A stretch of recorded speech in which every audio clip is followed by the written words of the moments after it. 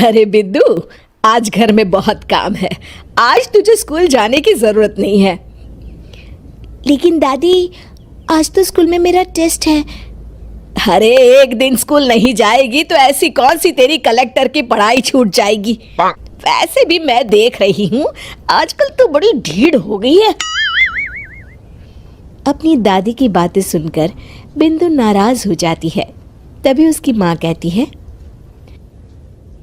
अरे बिंदु, इतनी छोटी बात पे मुंह फुलाने की क्या जरूरत है। दादी बिल्कुल सही कह रही हैं। लड़कियों को तो घर के काम काज सीखना चाहिए। अरे बहू, रमेश के लाड़ प्यार ने इसे बिगाड़ रखा है। कम से कम तू तो मेरी बात समझती है। अच्छा, मेरी पूजा का समय हो गया है, मैं पूजा करने जा रही हूँ। इतना कहकर रमेश की माँ वहां से चली जाती है। इस तरह बिंदु की दादी और माँ दोनों अक्सर उसे घर के कामों में ही उलझा कर रखते थे। कुछ दिनों के बाद राजू और बिंदु के 10वीं के रिजल्ट्स आते हैं। दोनों बच्चे दादी को अपना अपना रिपोर्ट कार्ड दिखाते हैं। शाबाश मेरे लाल, तू तो बड़े अच्छे नंबरों से पास हुआ है। तभी बिंदु कहती है, दादी मैं भी अच्छे नंबरों से पास हुई हूँ।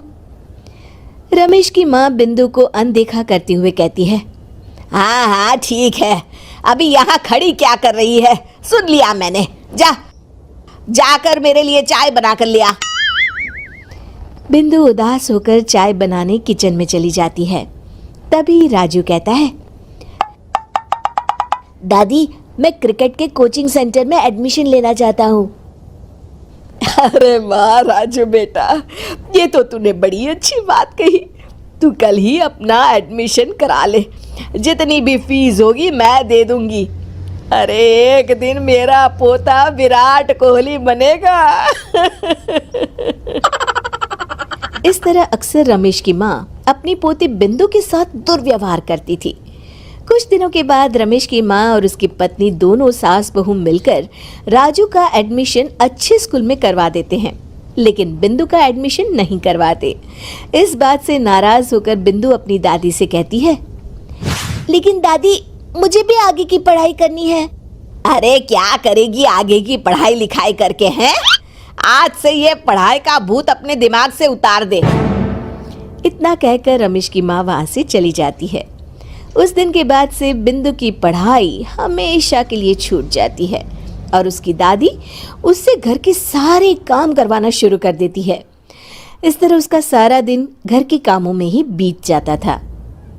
कुछ दिन बीत जाते हैं और एक दिन रमेश छुट्टियों पर घर आता है। बिंदु को घर के काम करते हुए देख उससे कहता है, अरे बिंदु बेटा, तुम स्कूल नहीं गई? पिताजी, दादी ने मेरा एडमिशन कराने से मना कर दिया है। वे कहती हैं घर पे रहकर घर के काम करना सीख।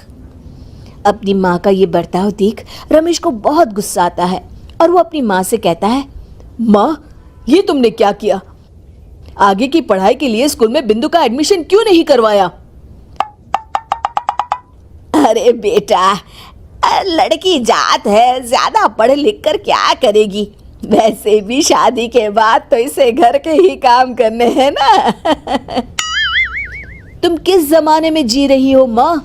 अगर कल्पना चावला के घर वाले भी तुम्हारी सोच के होते तो क्या वो पूरी दुनिया में हिंदुस्तान का नाम रोशन कर पाती? इसका स्कूल छुड़वाकर तुम इसका भविष्य बर्बाद कर रही हो, लेकिन मेरे रहते ऐसा नहीं होगा।